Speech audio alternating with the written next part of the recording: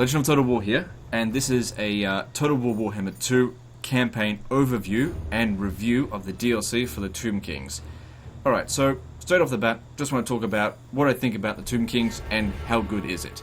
So, as many of you guys know, I've been fairly critical of Total War Warhammer in general. I would say credit where credit's due and also criticize them where it's due. There are some issues that I have with this game. However, this DLC, they've done a great job of it. They really have. I went in, of course, looking for things to have problems with it, and I found very little. This is probably the most interesting, the most fun faction to play in Total War Warhammer 2 out of any of the other factions. They've really outdone themselves with this DLC. So in that regard, it definitely gets thumbs up. I'm not going to give it a rating out of 10 because that doesn't serve anything. If you're enjoying Total War Warhammer 2 currently with the other races, then I think that you'll enjoy the Tomb Kings.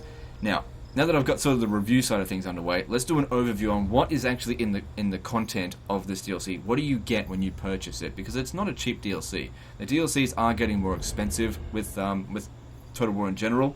It's something that I'm sort of against. I mean, I don't really have to pay for it, but I'm against them sort of like hiking the prices up so much. But there is a lot more content in this DLC than there is in, so for example, the Wood Elves, in my opinion. At least in terms of like the quality of the content. You don't get their own separate campaign. Their campaigns are on the Vortex campaign and in Mortal Empires. Now this campaign here currently is in Mortal Empires. It's on Legendary difficulty, playing as Cetra. So this gives me an opportunity to basically go over, the campaign's basically over at this point, go over exactly what they've got in the faction. So we'll just pick an army here, and let's have a look at their recruitment. Now, this is probably the most different thing with the Tomb Kings. They don't pay any upkeep or any recruitment costs for any of their troops. Now, that means that their troops are completely expendable. Every single one of them. If you lose them, it's not a big deal. If you just replace them, it doesn't cost you anything, really. Which means if you're going up against the Tomb Kings, you want to wipe them out. You don't want to be like, fight the battle and be like, well, at least I took out 3 of those units. That's not going to matter to them because they just raise them straight away. Now, of course, after we've researched all the text and everything, we've got quite a few recruitment slots. But we can see here that, it just doesn't cost anything. Doesn't do anything to costs. So you might think, oh yeah, let's just spam all of our best units. Can't do that because this is where the Tomb Kings are limited. They have a manpower recruitment pool. Now, I've been asking Creative Assembly or wanting this from Total War for a long time. This is really the first time we've seen this since Medieval 2, which was, 12 years ago. Now, Medieval 2 did it differently, and I would say did it more dynamically. This is more of a static recruitment pool, and I would say that the Medieval 2 recruitment pool is better, but this is still better than everything else that has come before it in terms of, just being able to spam, Praetorian Guard or whatever, or Herculani Seniores, no limitations at all. This works better because, basically, like I said, I can't just spam Tomb Guard. And even if I did want to spam Tomb Guard, the thing that I've noticed about the Tomb Kings is that they do seem a bit weak compared to other factions. In terms of like one army versus one army on the campaign, they actually do rely very heavily on numbers. It's even on Legendary difficulty, because you don't have to suffer that ridiculous plus 15% extra upkeep costs for each additional army. You can field a hell of a lot more armies with the Tomb Kings than you can with other factions because it doesn't cost anything. I'll go a little bit more into detail as how armies are generated, but right now we're focusing on the content of a single army.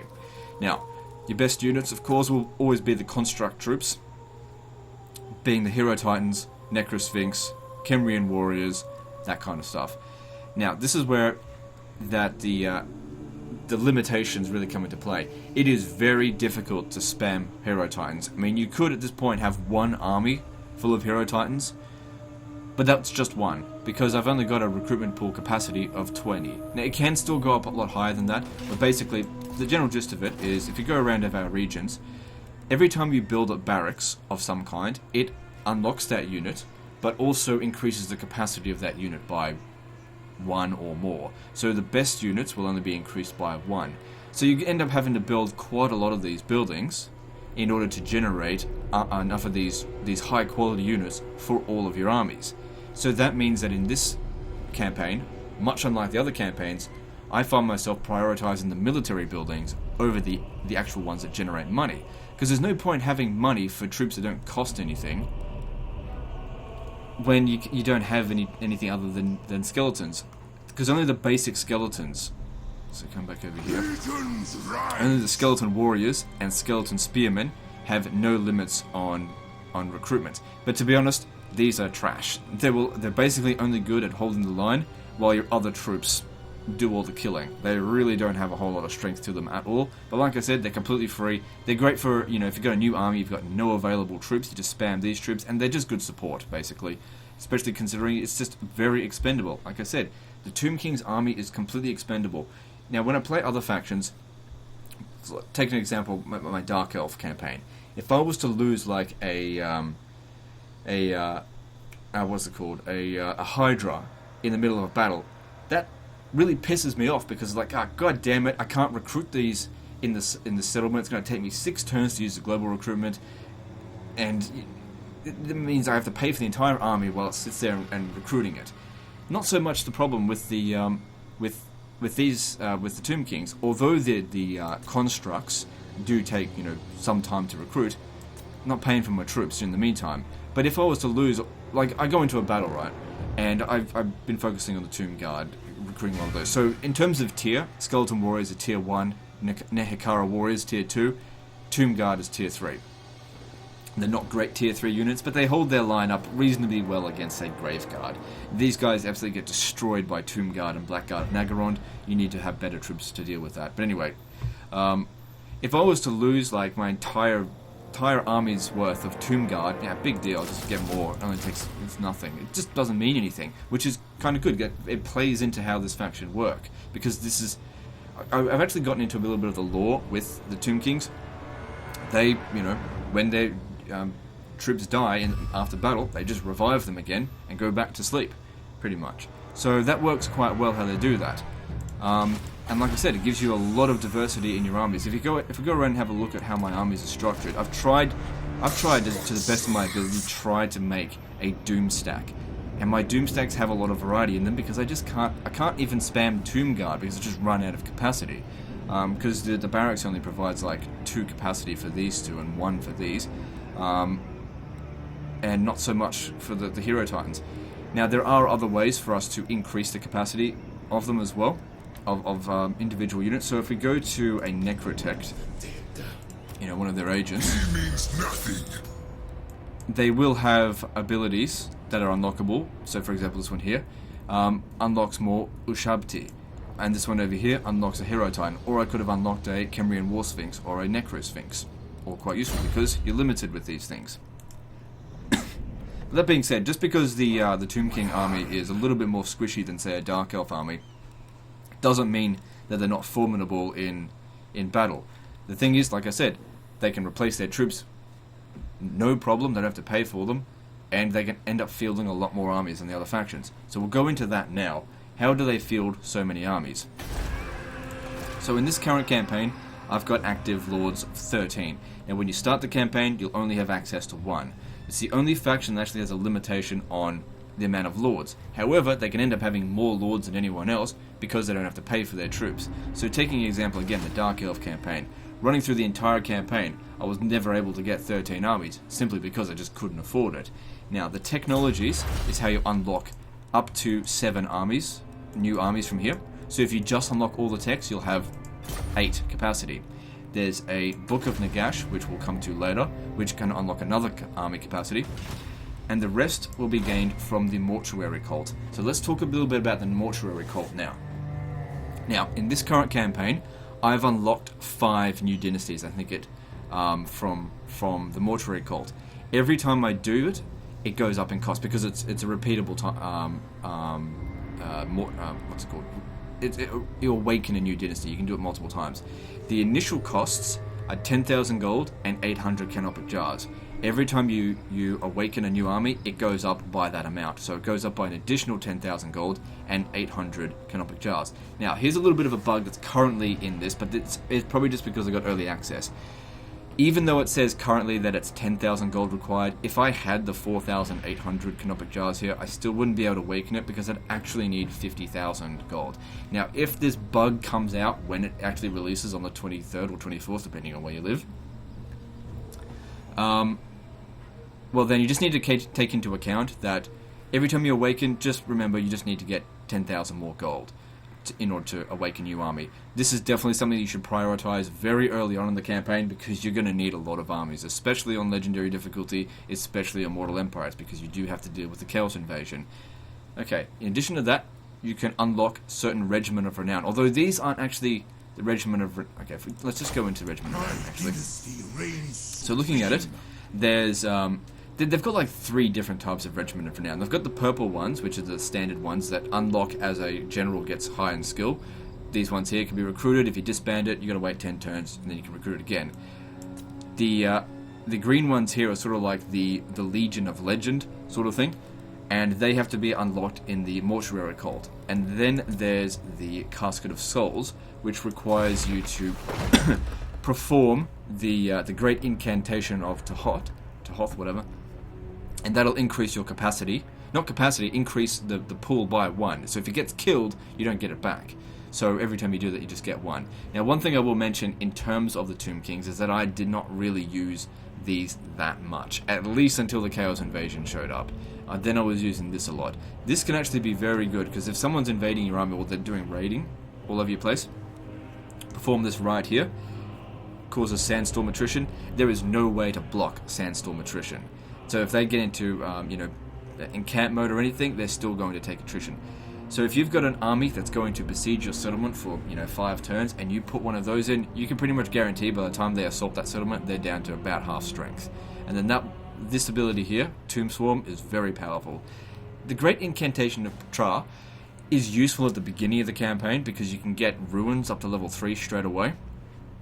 But the problem is that this gets recruited at the capital, and when you've got a huge empire and you're like, alright, I'm in a settlement in Norska, and I need to turn this ruin into a level 3 settlement, you're not going to perform this right and then send this guy all the way from Kemri, or wherever your capital will be, depending on which lord it is, and send it all the way up there, because it will take, 24 turns. So you end up not really using this very much. Now, the problem is you can't just be like, well, I'll tell you what I'll do. I'll just recruit a bunch of these early on in the campaign, and then they'll just sit there needed.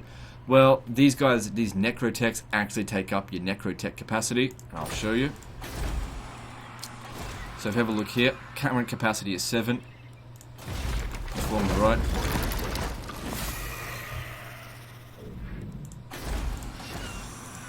And then we've got 8. So if you do this at the beginning of the campaign when you've only got a capacity of, say, 1 necrotech, and you spam 8 of these, as you're increasing in numbers, you're not going to be able to recruit your regular necrotechs, which are very useful.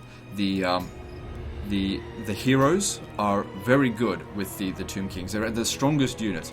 I was actually very surprised to see how strong the Tomb Princes were in combat on their chariots. They were very good against infantry. I was surprised by that, because generally speaking, cavalry, as in chariots and horses, are pretty shit in this game in terms of combat. Basically, if you send them into prolonged combat, you're basically sending them to their death.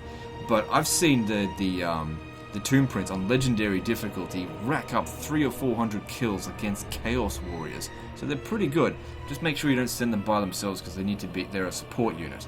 The Lich Priest, I've found that the Lich Priests of Shadow using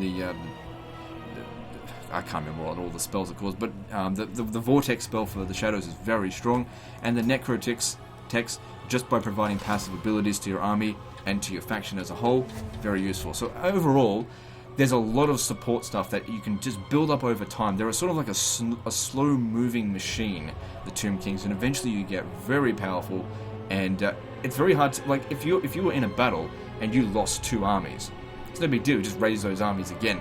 It's like no big deal at all. Doesn't cost you anything. Also, when you recruit a new lord, all Tomb King lords, whether they're level 1 or level 30 or 40, they're all immortal. They don't have an ability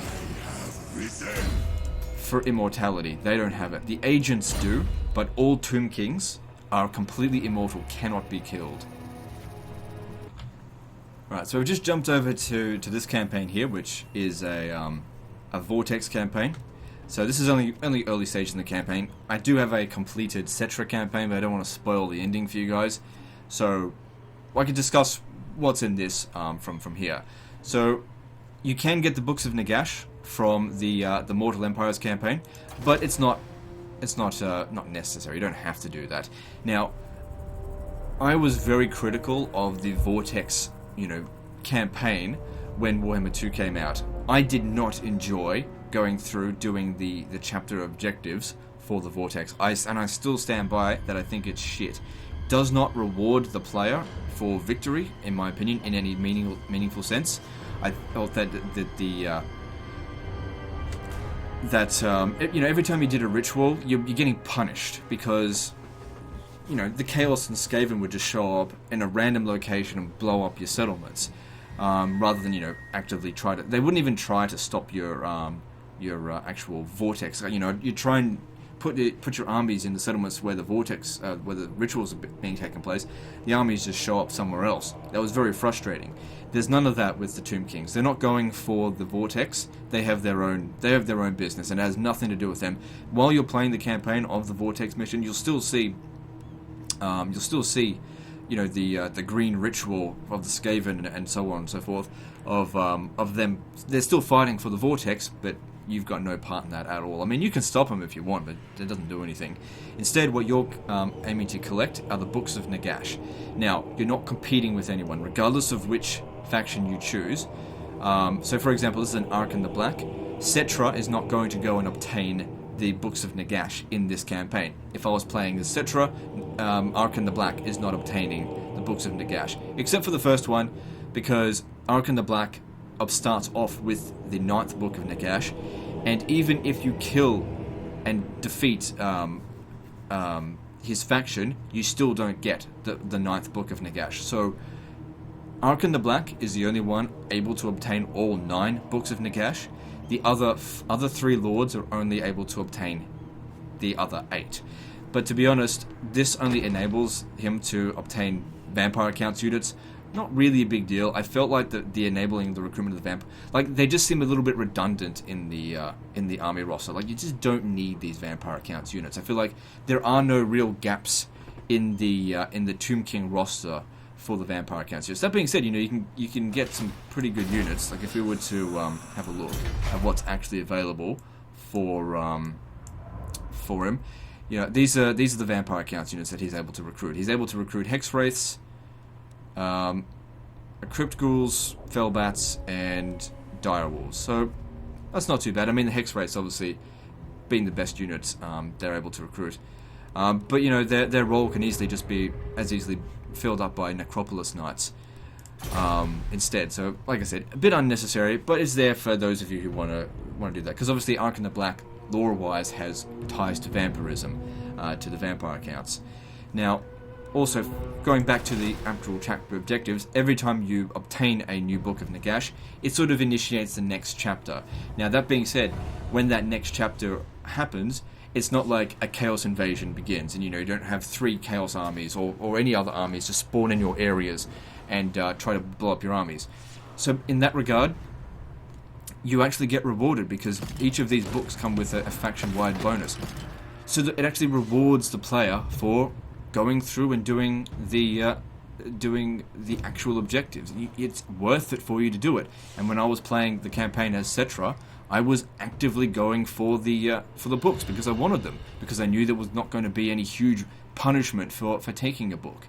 Obviously, there is a final battle at the end, but like I said, I don't want to spoil that. But overall, I think they handled the actual chapter objectives for the Vortex campaign perfectly.